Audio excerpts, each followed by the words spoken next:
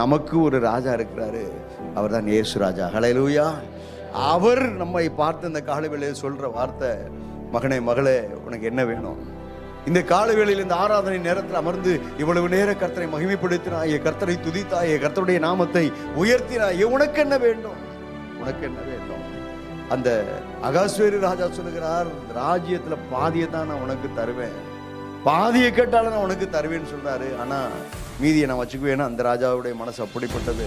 நம்ம இயேசு ராஜாவுடைய மனசு எப்படிப்பட்டது அப்படின்னா, ஆனா இயேசு ராஜா ஏற்கனவே சொன்னதின்படி அவர் பாதியை கொடுத்துட்டு மீதியை நான் வச்சுக்கிறேன்னு சொல்றவர் அல்ல.